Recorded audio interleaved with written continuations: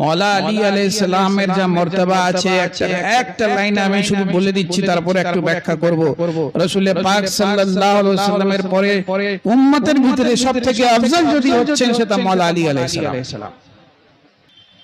ব্রাদারানে ইসলাম, রাসূল পাক সাল্লাল্লাহু আলাইহি ওয়াসাল্লামের ফরমান ইমাম হাম্বল তিনি নিজের ফজাইলে সাহাবা বলে একটা বই লিখেছিলেন, তাতে 1130 নম্বর হাদিসে লিখেছেন হযরত সালমান ফারসি রাদিয়াল্লাহু আনহুর বর্ণনা করা হাদিস।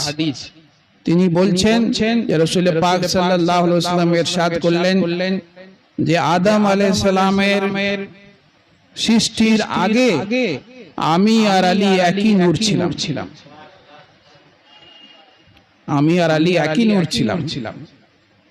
যখন আল্লাহ তাআলা হযরত আদম আলাইহিস সালামকে সৃষ্টি করলেন তখন কি বললেন আল্লাহ তাআলা? ফেরেশতাদেরকে সিজদা করার হুকুম দিলেন। কবে হুকুম দিলেন? যখন আল্লাহ তাআলা আদমের পুতলা বানিয়ে নিলেন তখন না, যখন সেই পুতলার মধ্যে নূরে মুহাম্মাদি নূরে আলী দাখিল করে দিলেন তখন সিজদা করতে বললেন। সেই সম্মানের জন্য ফেরেশতারা তখন সিজদা করলেন। ফেরেশতারা জাহির কেউ দেখলেন, বাতিন কেউ দেখলেন যে বাতিনে নূরে মুহাম্মাদি আছে, নূরে আলী আছে। ইবলিস শুধু জাহিরকে দেখলো, এটা মাটির পুতলা আছে, একে আমি কেন সিজদা করব, এই বাতিনের ভিতরে দেখলো না, সেজন্য কাফের হয়ে গেল। আর ফেরেশতারা সম্মান করলো নূরে মুহাম্মাদি নূরে আলী, তাদের মর্যাদা আল্লাহ তাআলা বাড়িয়ে দিলেন। তো যে নূরে মুহাম্মাদির সাথে আদমের সৃষ্টির আগে থেকে আছে, সেই নূর থেকে আফজল কেউ হতে পারে? রাসূল পাকের পরে তো উনি আফজল আছে। সর্বপ্রথম ঈমান কে এনেছে ছেলেদের মধ্যে? হযরত আলী কারামাল্লাহু ওয়াজহুল কারীম। রাসূল পাক সাল্লাল্লাহু আলাইহি ওয়াসাল্লামের উপরে সোমবারের দিন প্রথম ওহী নাজিল হলো। হযরত আলী বলছেন, হাদিসের কথা আছে যে মঙ্গলবারে আমি ওনার সাথে জামাতে নামাজ পড়লাম। মহিলাদের ভিতরে প্রথম হযরত খাদিজাতুল কুবরা, রাসূল পাকের প্রথম স্ত্রী হযরত ফাতেমাতুজ জাহরার আম্মা জান ঈমান এনেছে। এটাকে তো নিকুচ করতে পারে না, পারবেও না। কেন? রাসূল পাক ওনার বাড়িতেই ছিলেন। হযরত আলী কারামাল্লাহু ওয়াজহুল কারীমের যে ঈমানের ঘোষণা, সেটাকে কোনো রকম চেপে দেওয়ার চেষ্টা করে। হযরত আলী বাচ্চাদের মধ্যে ঈমান এনেছেন, হযরত আবু বকর বড়দের মধ্যে আগে ঈমান এনেছেন। বাচ্চাদের মধ্যে যদি আগে ঈমান এনেছেন, তাহলে মঙ্গলবার পরের দিন নামাজ পড়লেন কি করে রাসূল পাকের সাথে? তখন তো ওনার বয়স রিওয়ায়েতে আছে আলাদা আলাদা বয়স, কেউ বলে 10 বছর, কেউ বলে 12 বছর। তো 10 বছরে তো নামাজ পড়ার তাকিদ করতে হয় বাচ্চাদের, বাচ্চা সমঝদার হয়ে যায়। তো রাসূল পাক সাল্লাল্লাহু আলাইহি ওয়াসাল্লাম তারবিয়াতে থেকে রাসূল পাক কি পয়গাম দিচ্ছেন উনি বুঝতে পারবেন না। হযরত আলী যিনি চোখ খুলে রাসূল পাক সাল্লাল্লাহু আলাইহি ওয়াসাল্লামকে দেখেছেন, যার ইবাদত কাবা শরীফের মধ্যে হয়েছে, যার ইলমের সম্বন্ধে রাসূল পাক বলেছেন আনা মাদিনাতুল ইলম ওয়া আলিউন বাবুহা, আমি ইলমের শহর আছি, আলী তার দুয়ার আছে। যত ইলম আছে সব হযরত আলীর যে দুয়ার আছেন ওখান থেকে প্রবেশ করতে হবে নিবার জন্য। হযরত আলীর মতন বাহাদুরি কোথায় পাবে? হযরত আলীর মতন বাহাদুরি কেউ দেখাতে পারেনি। রাসূল পাক সাল্লাল্লাহু আলাইহি ওয়াসাল্লামের সাথে যুদ্ধতে হযরত আলী যা বাহাদুরি দেখিয়েছেন, গায়েব থেকে জিবরিল আলাইহিস সালাম যুদ্ধের ময়দানে এসে বলছেন লা ফাতা ইল্লা আলী লা সাইফ ইল্লা যুলফিকার। আল্লাহ তাআলা বলছেন আলী ছাড়া কোনো কামিয়াবি, কোনো জয় নেই, আর আলী তলোয়ারের মতন কারো তলোয়ার নেই। ব্রাদারান ইসলাম, রাসূল পাক সাল্লাল্লাহু আলাইহি ওয়াসাল্লামের হাদিস শরীফ আছে, হযরত আব্দুল্লাহ ইবনে মাসউদ রাদিয়াল্লাহু আনহু বর্ণনা করেছেন রাসূল পাক ইরশাদ করলেন যখন মেরাজ শরীফে গিয়েছিলেন তো আল্লাহ তাআলা ওনাকে বললেন আলী হচ্ছে মুত্তাকিনদের ইমাম, আলী হচ্ছে মুত্তাকিনদের ইমাম, এবং আলী হচ্ছে পরহেজগারদের লিডার, আলী হচ্ছে যারা নূরানি চেহারাওয়ালা তাদের পেশওয়া। তো হযরত আলী তো সবার ইমাম আছেন।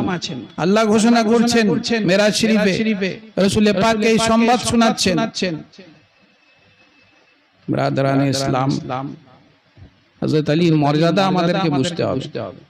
যখন হযরত আলী কারামাল্লাহু ওয়াজহুল করিমের সম্বন্ধে এত ফাজাইল আছে কোরআনে আর হাদিসের মধ্যে, এবং রাসূল পাক সাল্লাল্লাহু আলাইহি ওয়াসাল্লাম গাদিরে কুমে মওলা আলী হাত ধরে উঠিয়ে দিলেন যে আমি যার মওলা আছি, আলী তার মওলা আছে।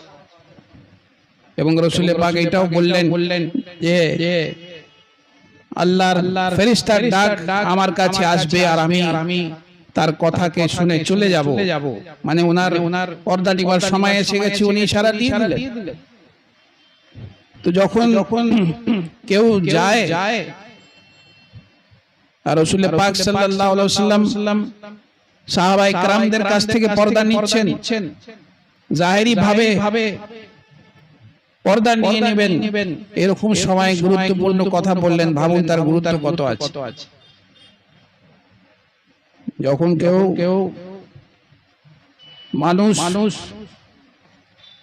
চিরকালের জন্য একটা দেশ ছেড়ে অন্য দেশে চলে যায়, বাড়িতে যে বড় থাকে কিংবা যারা গুরুত্বপূর্ণ লোকরা থাকে তাদেরকে কিছু গুরুত্বপূর্ণ কথা বলে যায়, এই করবে, এই করবে, কেন আর তার সাথে দেখা হবে না।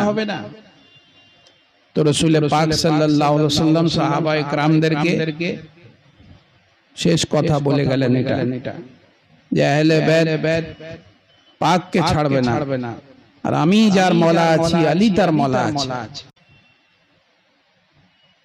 মওলা মানে হচ্ছেন সরদার, মওলা মানে দোস্ত নাই।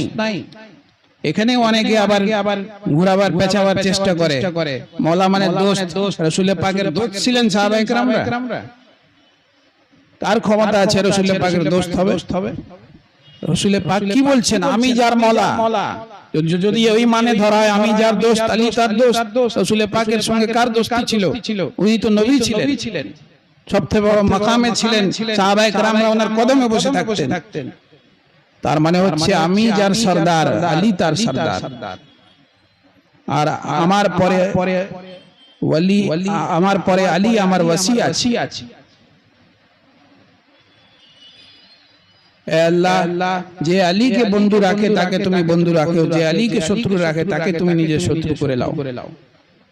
যে আলীর সহযোগিতা করে তাকে তুমি জয় করে দাও, যে আলীর সাথে শত্রুতা করে যুদ্ধ করে তাকে তুমি পরাজিত করে দাও। রাসূল পাকের তো দোয়া আছে হযরত আলীর সাথে, সেইজন্য কেউ ওনার সঙ্গে যুদ্ধ করতে পারেনি। খায়বারের কিল্লা যখন ফাতহ করতে যাচ্ছেন, জয় লাভ করতে যাচ্ছেন, ওনার চোখ উঠেছে হযরত আলীর, উনি অসুস্থ আছেন। বড় বড় সাহাবায়ে কেরামরা সব গেলেন, চেষ্টা করলেন, কেউ পারলেন না। রাসূল পাক বললেন কাল সকালে আমি একটা এমন লোকের হাতে ইসলামের ঝান্ডা দিব যার হাতে আল্লাহ খায়বারের কিল্লাকে ফাতহ করে দিবে, এবং যে আল্লাহ এবং তার রাসূল থেকে রাজি আছে, আল্লাহ এবং তার রাসূল যার থেকে রাজি আছে। কত বড় কথা এটা, কত বড় কথা এটা। সাহাবায়ে কেরামদের ঘুম হয়নি রাতে। যদি আমি সেই ঝান্ডাটা পেয়ে যাই, সবার ইচ্ছা হচ্ছে যদি আমি সেই ঝান্ডাটা পেয়ে যাই। সকাল হলো, ফজরের আজান হলো, রাসূল পাক বলছেন আলী কোথায়, আলীকে ডাকো। সব অবাক হয়ে গেল, বলল ওনার তো চোখ উঠেছে, উনি তো শুয়ে আছে। রাসূল পাক বললেন আলীকে ডাকো, জলদি আলীকে ডাকো। হযরত আলী কারামাল্লাহু ওয়াজহুল করিম আসলেন। রাসূল পাক বললেন আলী তোমার কি হয়েছে? বললেন আমার চোখ উঠেছে। রাসূল পাক নিজের লাভে ধান ওনার চোখে লাগিয়ে দিলেন। লাগাবার সাথে সাথে যত কষ্ট ছিল, যত ব্যথা ছিল সব চলে গেল। ওনার চোখ আর আগে থেকে আরো বেশি ওনার চোখের জ্যোতি বেড়ে গেল। আর ঝান্ডা দিলেন, বললেন যাও খায়বারের কিল্লাকে ফাতহ করো, আল্লাহ তোমার হাতে কামিয়াবি দিবে। মাওলা আলী আলাইহিস সালাম খায়বারের কিল্লার ভিতরে ঢুকলেন, আর বড় বড় পেহেলওয়ান ছিল ইহুদিরা, সেই দরওয়াজাকে, যে দরওয়াজাকে 40 জন তুলতে পারত না, সেই দরওয়াজাকে নিজের বাঁ হাত থেকে বিসমিল্লাহ আল্লাহু আকবার বলে তুলে ফেলে দিলেন। ভিতরে ঢুকলেন, তাদের সাথে লড়াই করছেন। ওনার ঢাল পড়ে গেল, এক হাতে তলোয়ার এক হাতে ঢাল ছিল। সেই দরজাকে তুলে নিজের ঢাল বানিয়ে নিলেন, ঢাল বানিয়ে লড়াই করে যাচ্ছেন। অবশেষে তাদেরকে পরাজিত করে দিলেন এবং সেই খায়বারের কিল্লার উপরে নিজের ইসলামের ঝান্ডাকে গেড়ে দিলেন আর নারা লাগালেন, নারে তাকবীর, আল্লাহু আকবার। হযরত আলীকে জিজ্ঞেস করলেন সবাই যে আপনি এটা করলেন কি করে, যে দরওয়াজা যে দুয়ারকে 40 জন তুলতে পারেন না, আপনি বাঁ হাত থেকে তুলে নিলেন। হযরত আলী বললেন যে আমি এটা নিজের শারীরিক শক্তির দ্বারা তুললাম না, আল্লাহর শক্তির দ্বারা আমি এটা তুলেছি, আল্লাহ আমাকে ক্ষমতা আতা করেছে। তো ব্রাদার আলাইহিস সালাম তিনি হচ্ছেন আহলে বাইতে পাক, ওনার পাকিজগির, ওনার পবিত্রতার জন্য আল্লাহ কোরআনের আয়াত নাযিল করেছে যে আহলে বাইতে পাক আছেন, পাক পবিত্র।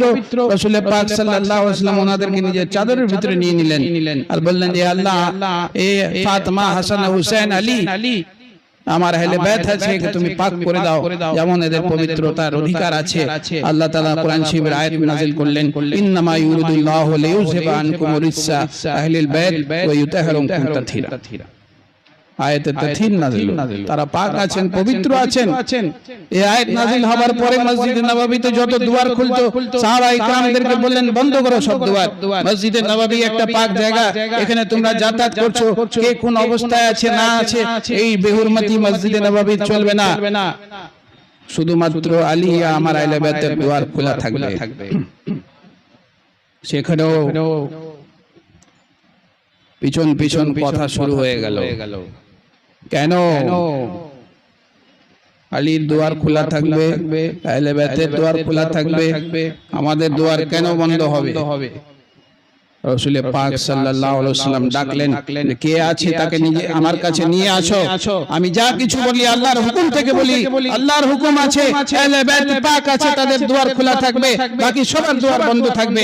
আমি আল্লাহর হুকুম ছাড়া কিছু বলি না।